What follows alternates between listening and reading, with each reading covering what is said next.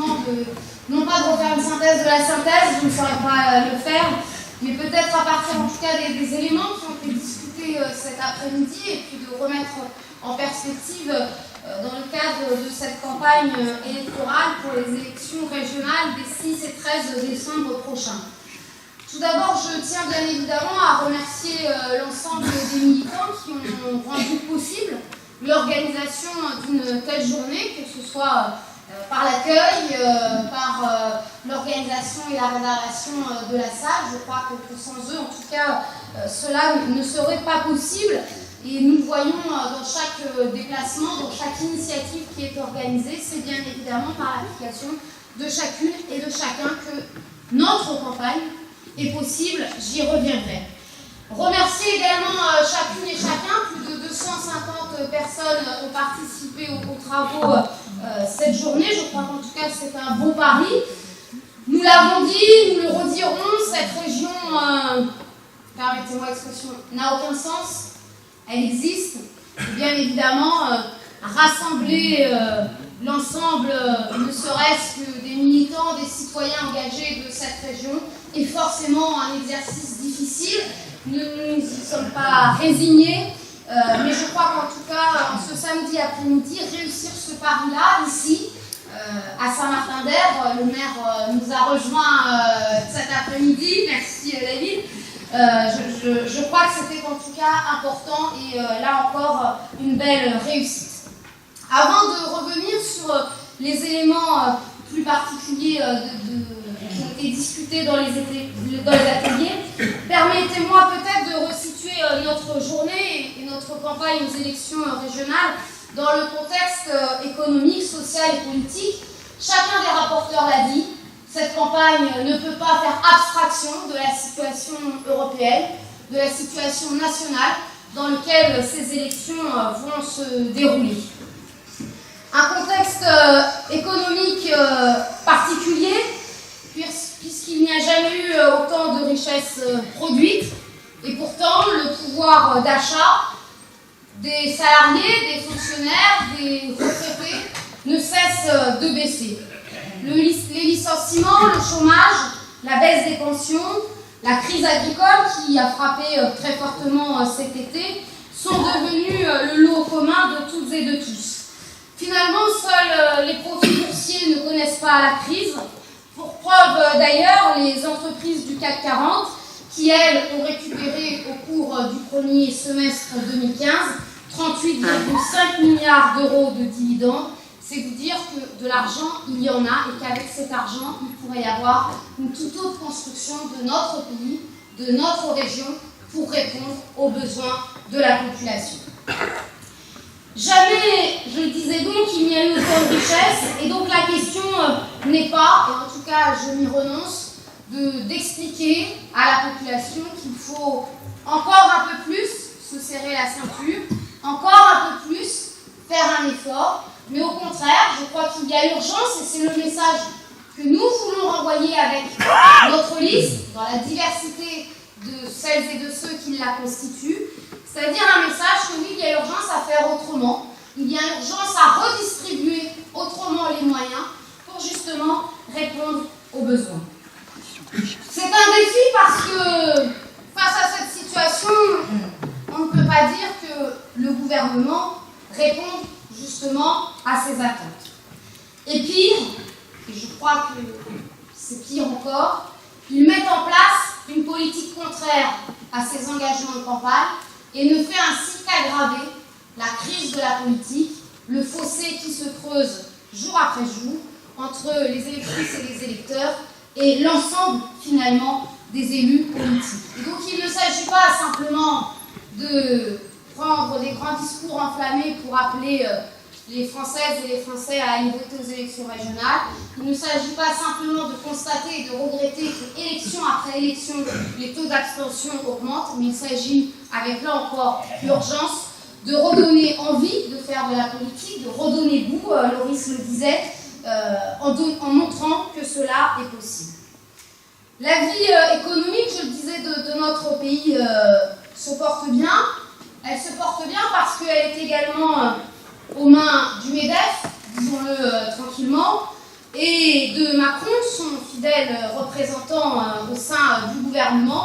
qui, eux, n'ont qu'un seul objectif, augmenter les profits, détruire les droits des salariés. Et malheureusement, ce n'est pas fini dans la casse organisée des droits des salariés et des droits du travail. Parce que quand il y a un Premier ministre qui s'émeut du sort fait aux 2 directeurs d'Air France, sans se soucier des presque 3000 salariés à qui on vient d'annoncer la suppression de leur emploi, un Premier ministre qui ne s'interroge pas sur les raisons qui ont poussé à ces actes de désespoir et de colère de ses salariés, un Premier ministre qui constate la violence, mais qui jamais ne s'interroge sur la violence sociale que les femmes et les hommes vivent aujourd'hui au quotidien dans leurs entreprises. Un Premier ministre qui, bien évidemment, n'a pas une seule pensée pour les 6 d'Air France qui ont été placés en garde à vue pour l'exemple. Eh bien, effectivement, on peut toujours se gargariser de faire du dialogue social, et pourtant, celui-ci se dégrade jour après jour dans notre pays. Celui-ci est en train de nier les rapports de force, et je m'étonne que le président de la République, plutôt que de constater l'absence d'une organisation syndicale la plus importante lors de la dernière conférence sociale, ne s'interroge pas lui-même sur les raisons qui poussent aujourd'hui effectivement des organisations syndicales à ne pas être présentes lors de cette conférence sociale. Je m'étonne également, et je le regrette, que notre président de la République ne dise pas un mot sur ce qui semble être une réalité, le passage à 63 ans pour bénéficier d'une retraite pleine et entière pour les salariés. Et je m'en étonne parce que je me suis revue en 2010 lors de l'élection régionale précédente.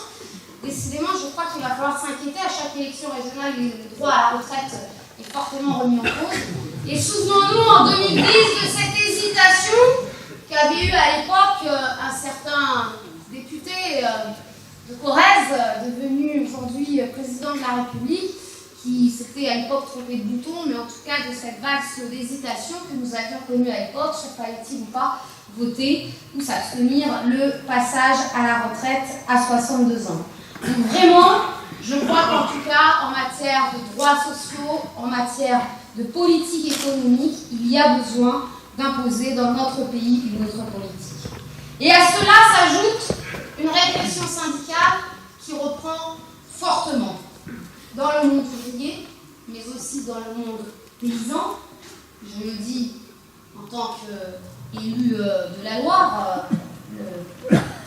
j'ai eu ces dernières années à connaître les 5 de Roanne, l'action du porte-parole de la Confédération paysanne, qui est donc sa ferme dans notre département, qui, parce qu'il a voulu démonter l'industrialisation de l'agriculture, a subi les pressions et les procès.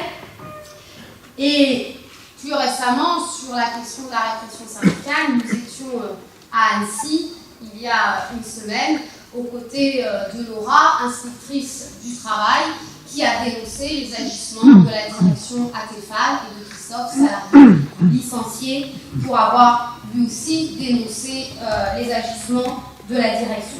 Ce sont là des exemples régionaux, ce ne sont pas les seuls, et ce sont loin dans notre pays d'être les seuls.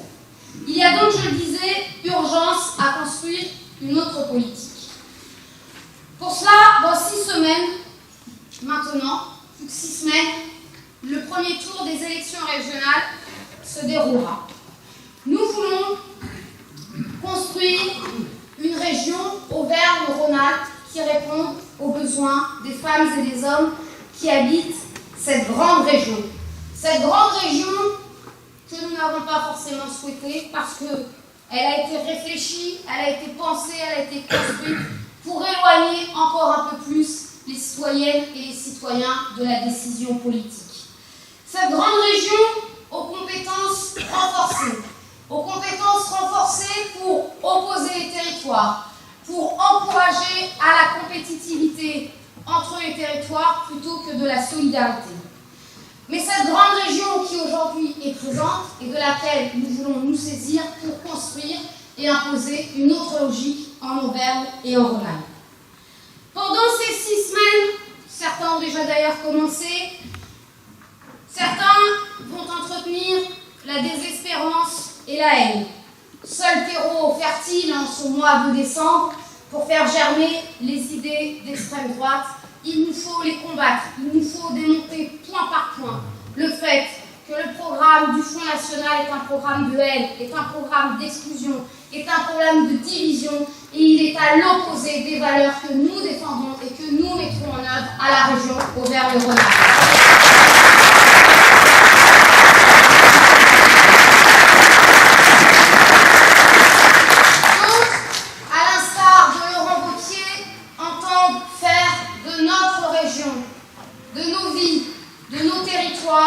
Un laboratoire à grande échelle d'une politique de droite décomplexée, libérale, en attendant bien évidemment d'autres échéances qui l'intéressent certainement plus que la présidence de cette région.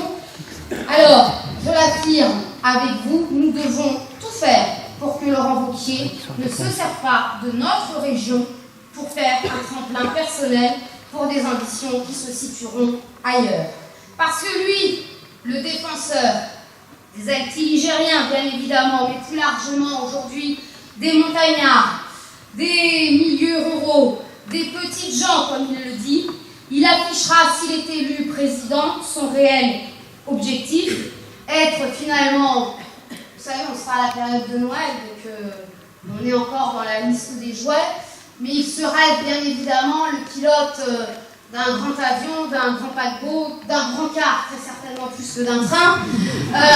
Il serait en tout cas le pilote de ce grand outil de la grande compétitivité territoriale. Il mettra en place une politique qui accentuera le déclin de nos territoires ruraux, de montagne, des quartiers populaires au profit de la toute métropolisation. Il niera, parce qu'il le fait et parce qu'il l'a défendu, y compris en étant ministre, il niera la place des organisations syndicales, il niera la place des associations, alors que c'est justement avec eux que nous voulons construire la région demain. Et comme dirait mon ami, notre ami André Chassaigne, qui ne pouvait pas être parmi nous cet après-midi, il drainera vers Lyon au lieu d'irriguer vers tous les territoires de notre région les différentes richesses. Bref, il capitalisera au lieu de redistribuer, et de cela, nous n'en voulons pas. À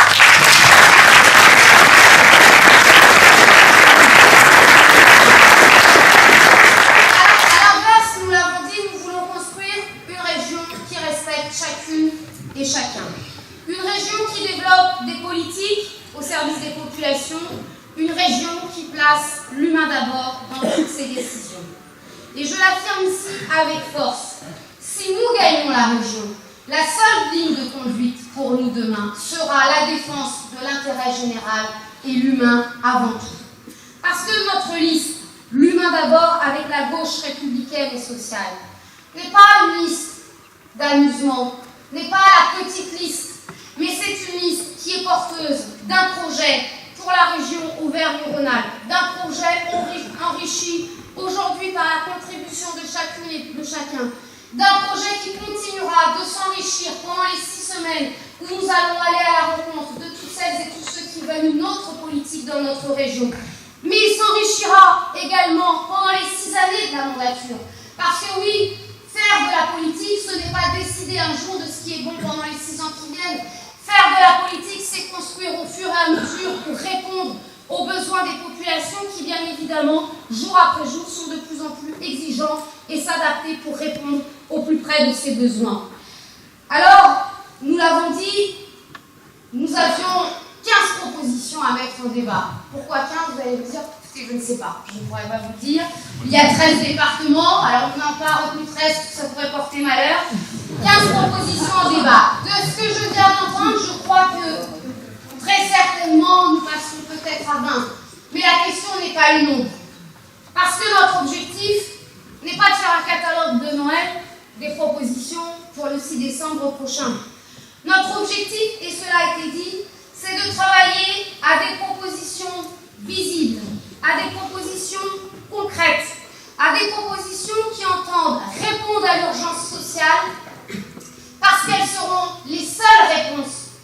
cette violence sociale que nous vivons et que nous voyons quotidiennement. Alors oui, nous l'avons dit, une région qui fera de l'emploi le cœur de ses priorités, parce que nous réaffirmons que l'emploi doit être d'abord et avant tout au cœur des politiques régionales.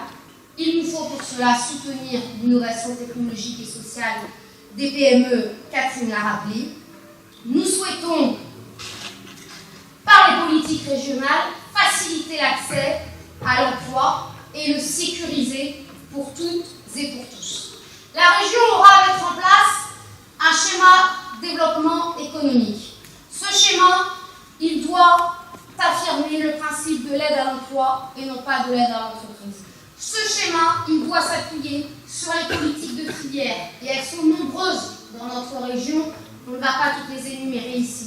Elle doit s'appuyer sur des politiques de filière pour justement permettre, y compris la relocalisation et la production dans notre région des différents besoins.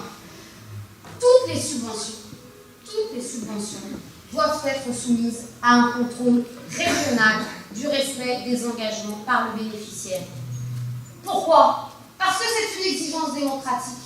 Parce que l'argent public qui est distribué par les élus, on doit pouvoir en rendre des comptes.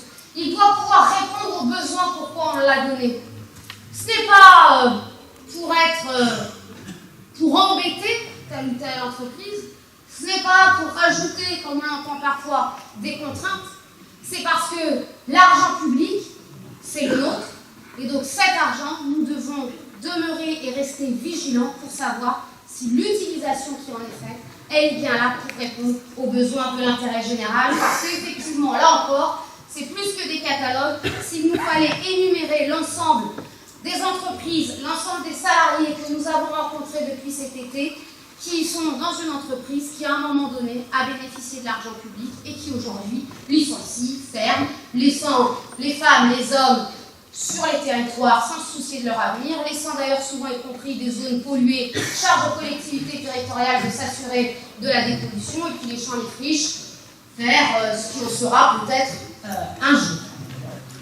Il y a besoin également de promouvoir, d'accompagner l'économie sociale et solidaire, encourager la reprise d'entreprises sous forme de SCOP, mais pas que, ça a été dit par Catherine et par Yves. L'économie sociale et solidaire, c'est mettre l'activité économique au service des besoins des femmes, des hommes, des territoires, pour répondre et les sortir d'une logique marchande et de compétition au sein du développement économique.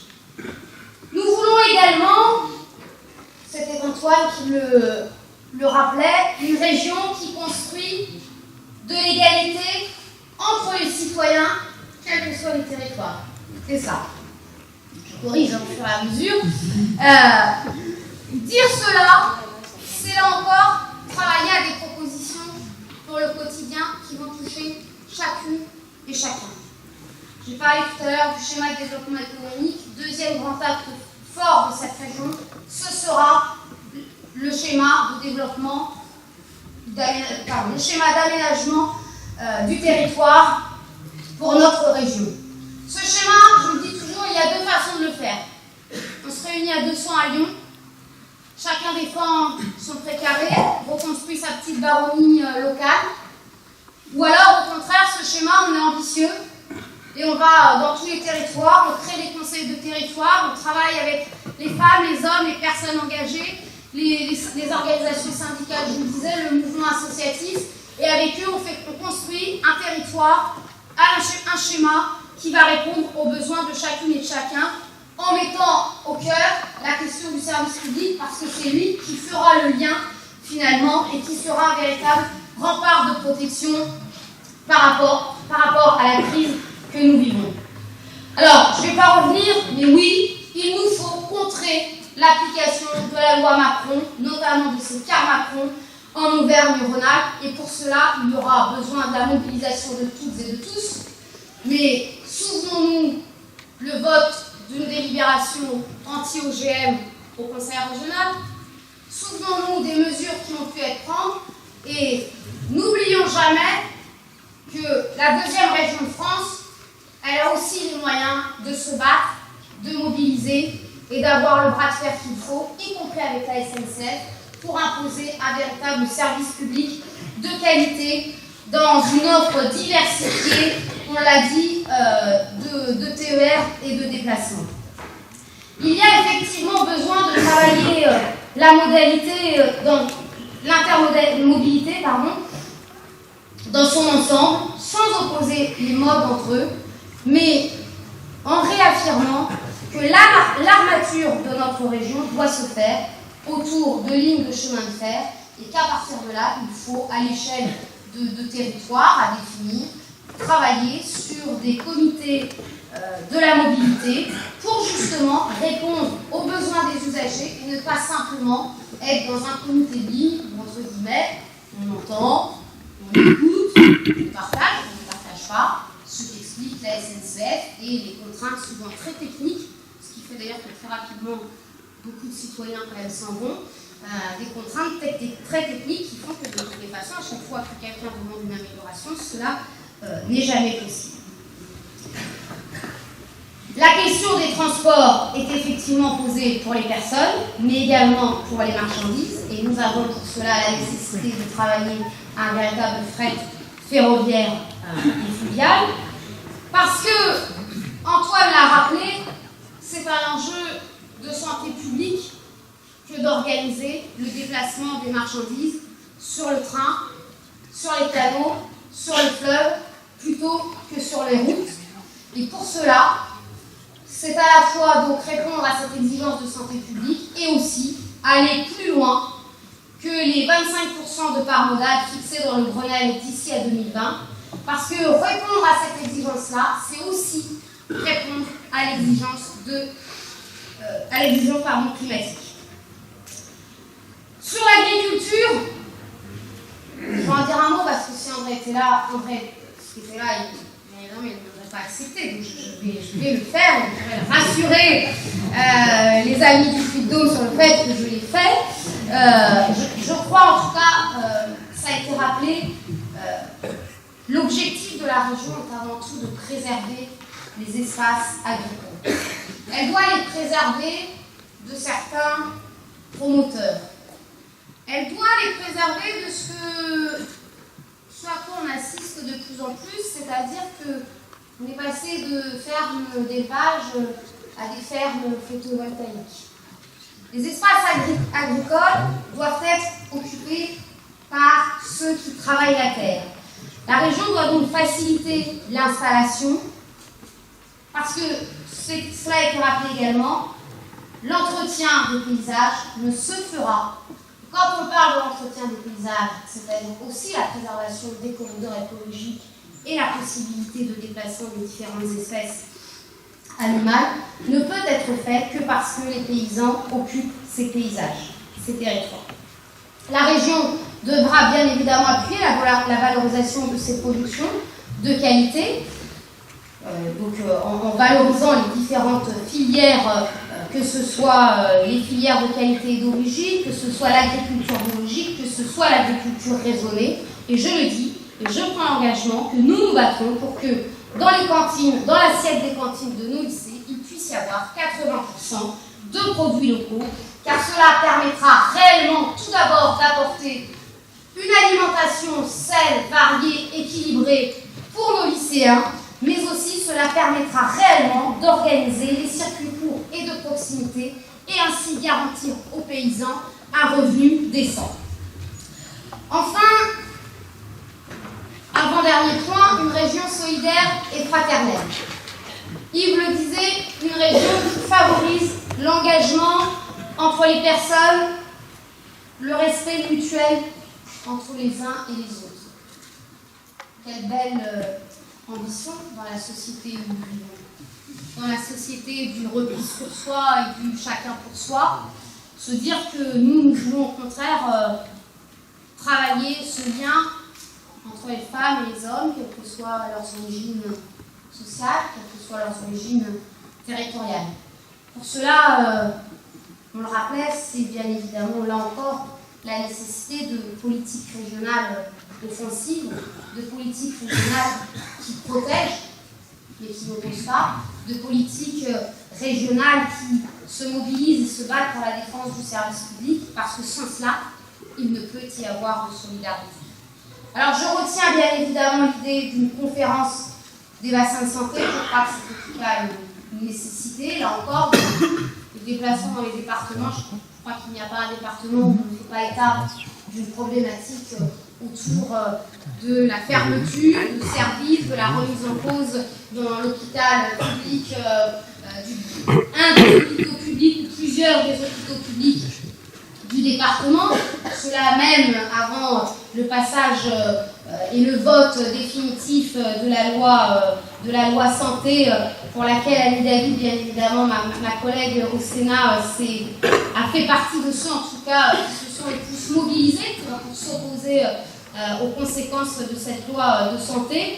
Et puis je crois que la région, ça a été dit, doit travailler à un lien avec les médecins, avec les jeunes médecins ou moins jeunes médecins en tout cas, pour, à travers une charte de réciprocité, en tout cas, s'attaquer à l'objectif de supprimer les déserts médicaux à la campagne, mais aussi, ne l'oublions pas, dans certains quartiers populaires aujourd'hui, où là encore, les cabinets ferment les uns après les autres. Une région également qui investisse pour sa jeunesse, parce qu'une région qui n'investirait pas pour sa jeunesse n'aurait tout simplement pas d'avenir. Alors il y a besoin de rendre effective la gratuité des études, il y a besoin, je le disais, de travailler à ce que l'accès à la cantine soit une cantine de qualité, et pour cela d'étendre une véritable tarification sociale pour qu'il n'y ait pas de frein en fonction du revenu des familles. Et il y a besoin d'engager un vaste plan de formation professionnelle, bien évidemment à destination des jeunes, mais la formation professionnelle ne s'adresse pas qu'aux plus jeunes, mais en tout cas d'une formation professionnelle qui permette de sortir les jeunes d'un enchaînement de formation où tous les 3 mois on les envoie en formation, mais où à la fin il n'y a jamais rien qui ressort. Donc réellement besoin de travailler cela. Ça n'est pas beaucoup revenu, et pourtant Jacqueline en a parlé dans son introduction, mais une région qui fasse le pari de la culture pour toutes et pour tous.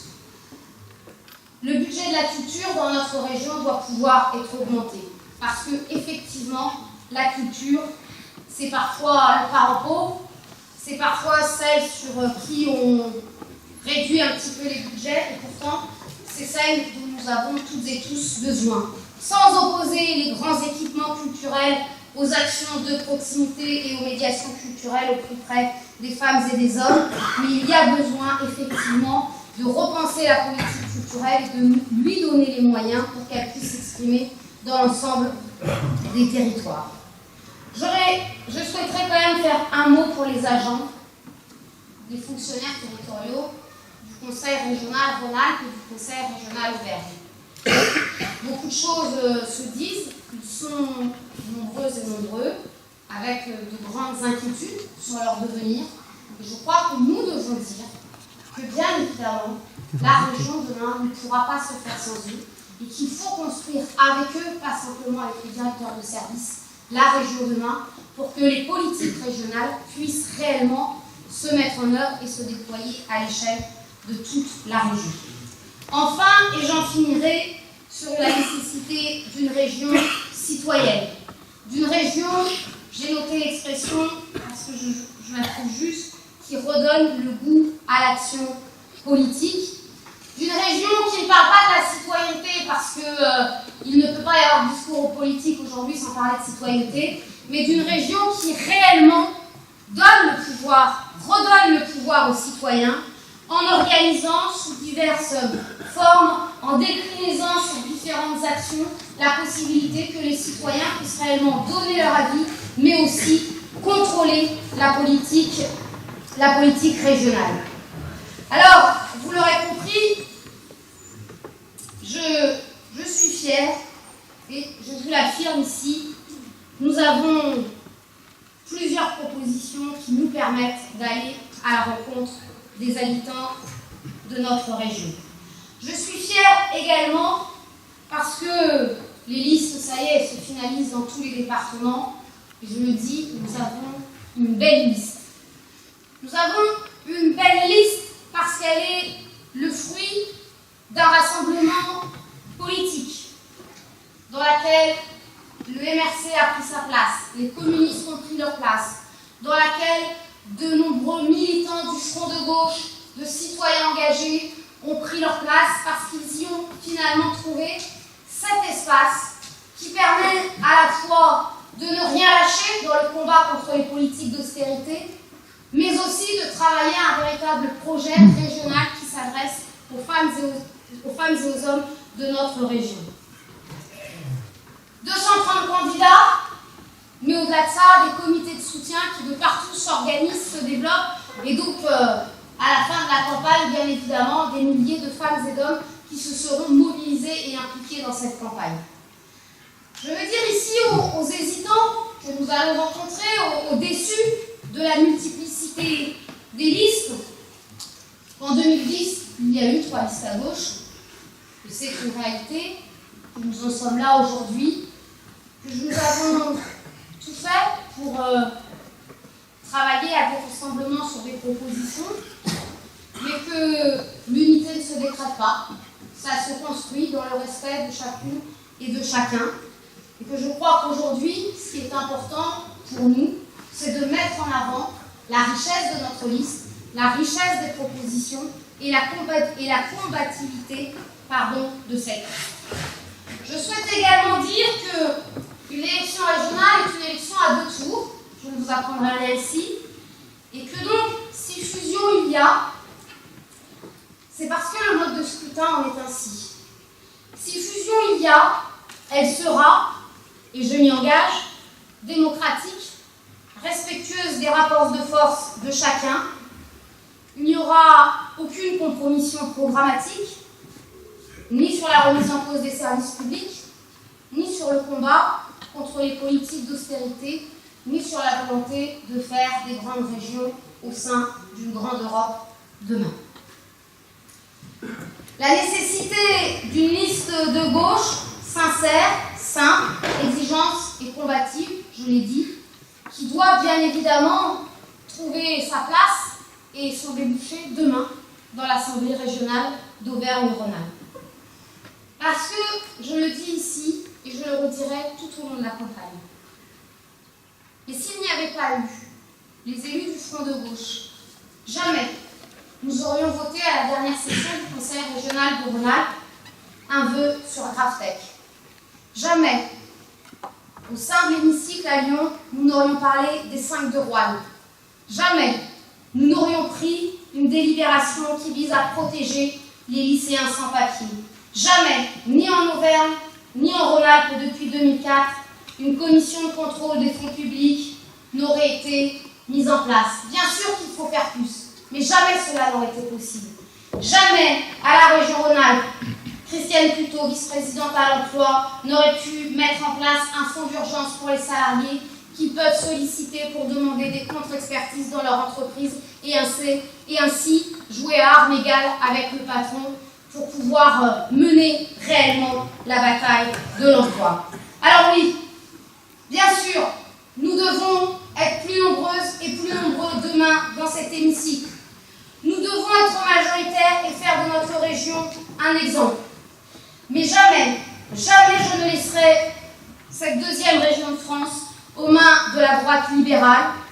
Jamais je ne laisserai cette 2e région de France sans élus qui fondent leur éthique sur le respect de leurs engagements, qui fondent leur action en étant le relais des luttes, qui sont et qui seront demain les porte-voix, comme l'a dit Jacqueline tout à l'heure, des territoires de lutte et d'engagement qui font et qui sera la mosaïque de la région Auvergne demain. Pour finir, nous savons, les médias, vous l'avez vu ces dernières semaines, ne se sont pas vraiment libérés. N'ont pas renvoyé la volonté de couvrir avec éthique et respect l'ensemble des listes. Comme on me l'a expliqué, ils entendent faire de cette campagne un enjeu autour de 4 hommes. C'est bien dommage. Mais il en est ainsi. Je regrette qu'ils décident, avant même les électeurs, le résultat des élections. Mais nous savons, et nous en avons eu tous ici, l'expérience avec la bataille pendant le référendum de 2005. Que seul le soir de l'élection, les résultats sont connus. Et que d'ici là,